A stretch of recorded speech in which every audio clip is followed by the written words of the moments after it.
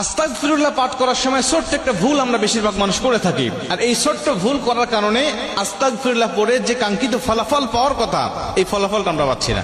আস্তাগফিরুল্লাহ পড়লে কত ফজিলতের কথা আমরা জানি, কিন্তু ফজিলতগুলো আমরা অনেকেই পাই না। আস্তাগফিরুল্লাহ পাঠ করলে নবীজি বলেন তাকে মুস্তাজাবুদ দাওয়া বানিয়ে দেওয়া হয়। ও ব্যক্তির দোয়া করলেই আল্লাহ পাক তার দোয়াটা কবুল করে নেয়।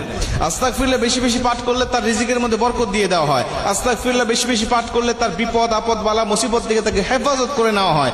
আস্তাগফিরুল্লাহ বেশি বেশি পাঠ করলে আমার আল্লাহ পাক যার কেউ নাই দেওয়ালে পিঠ থেকে গেছে এমন ব্যক্তিকেও আল্লাহ পাক পথ দেখিয়ে দেয়। আস্তাগফিরুল্লাহ বেশি বেশি পাঠ করলে রিজিকের মধ্যে বরকত হয়। যার কোনো ইনকাম সোর্স নাই তার ইনকাম আল্লাহ পাক বৃদ্ধি করে দেয়, ইনকাম সোর্স গুলো আল্লাহ পাক খুলে দেয়।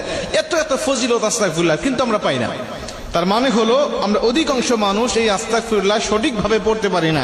যেভাবে পড়ার দরকার ঠিক সেইভাবে আমাদের পড়া হয় না। বিশেষ করে আমরা যারা বাঙালি আছি, আমরা অধিকাংশ মানুষ যারা মূর্খ, যারা কোরআন তেলাওয়াত জানে না, আরবি সহিহ শুদ্ধ করে কোরআন তেলাওয়াত জানে না। আমরা এটা কিন্তু সকল প্রায় মানুষ জানি যে আরবি অক্ষর সামান্য একটু তারতম্য হয়ে যাওয়ার কারণে, উচ্চারণে কম বেশ হওয়ার কারণে আরবি এই অর্থটা পুরাটাই চেঞ্জ হয়ে যায়, বাংলা অর্থটা পুরাটাই চেঞ্জ হয়ে যায়, উল্টা হয়ে যায়। এমনও ক্ষেত্রে আছে যে উল্টা হয়ে যায়। আস্তাগফিরুল্লাহ বলার সময় আমাদের ছোট্ট যে ভুলটা হয় সেটা হলো অধিকাংশ মানুষ আমরা বলে থাকি আস্তাগফিরুল্লাহ আস্তাগফিরুল্লাহ, এই কথাটা কমন হয়ে গেছে। অনেক শিক্ষিত মানুষ এই ভুলটা করে থাকে, আস্তাগফিরুল্লাহ আস্তাগফিরুল্লাহ। এখানে আস্তাগফিরুল্লাহ অর্থাৎ হলো এখানে গাইন, তা গিয়ে গাইনকে ধরেছে, তা গাইন যাব আস্তাগফিরুল্লাহ। অথচ আমরা অনেক মানুষ এই গাইনের জায়গায় আমরা ক লাগাই দেই, কাফ লাগাই দেই, গয়ের জায়গায় আমরা ক লাগাই দিই আস্তাগফিরুল্লাহ আস্তাগফিরুল্লাহ বলি। এখন দেখেন এই দুইটার ভিতরে কতটা তারতম্য, এই দুইটা অর্থে কতটা বেশ কম হয়ে যায়। আস্তাগফিরুল্লাহ যখন আপনি পাঠ করবেন তখন এর অর্থটা হবে যে আমি আল্লাহ পাকের কাছে ক্ষমা প্রার্থনা করছি। আর ইস্তেগফার মানে তো ক্ষমা প্রার্থনা করা। আমি আল্লাহ পাকের কাছে ক্ষমা প্রার্থনা করছি, আল্লাহ তুমি আমাকে ক্ষমা করে দাও, আমাকে মাফ করে দাও। আমি বিভিন্ন বিষয় নিয়ে আল্লাহ পাকের কাছে আমি ইস্তেগফার পাঠ করছি, আমার যাবতীয় জীবনে ও গুনাহের জন্য অনুতপ্ত হয়ে আল্লাহ পাকের কাছে আমি মাফ চাচ্ছি। কিন্তু আপনি যখন আস্তাগফিরুল্লাহ পাঠ করবেন এর অর্থটা হয়ে যাবে যে আমি আল্লাহ পাকের কাছে কুফরি করতে যাচ্ছি, আমি আল্লাহ পাকের কাছে কাফের হতে যাচ্ছি। দেখেন, একটা হলো ক্ষমা চাচ্ছি আর একটা হলো কুফরি করতে চাচ্ছি। দুইটার অর্থ পুরাটাই চেঞ্জ, শুধু নয় বরং উল্টা হয়ে গেছে। সূরা ফাতিহা পড়ার সময় আমরা বলি আলহামদুলিল্লাহি রাব্বিল আলামিন, এখানে হাই হত্যি অনেক মানুষ আছে এখানে বড় হা না ব্যবহার করে ছোট হা, আলহামদুলিল্লাহি রাব্বিল আলামিন, এর অর্থটা পুরাটা চেঞ্জ হয়ে যায়, মানে উল্টা হয়ে যায়। কুল হু আল্লাহু আহাদ, সূরা ইখলাস পড়ার সময় ভুলটা আমাদের হয়ে থাকে। উল মানে হলো বলো, কুল মানে হলো খাওয়া।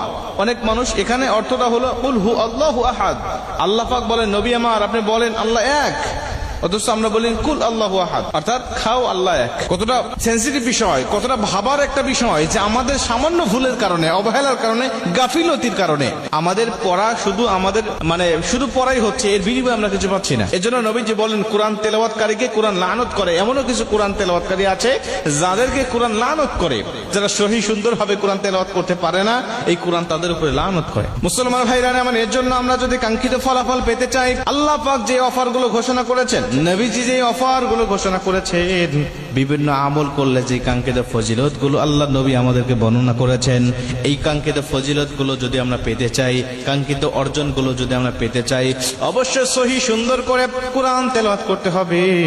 দোয়া মাসনুন দোয়া যেগুলো আছে এগুলো সহি সুন্দর করে আমাদের শিখতে হবে। আস্তাগফিরুল্লাহ ইস্তেগফার, যত ইস্তেগফার রয়েছে সবকিছু সুন্দরভাবে যখন আপনি পাঠ করতে পারবেন, আশা করা যায় আমার আল্লাহ পাক অবশ্যই আপনারা সব আমলগুলো কবুল করে নিয়ে জীবনটাকে উজালা করে দেবে।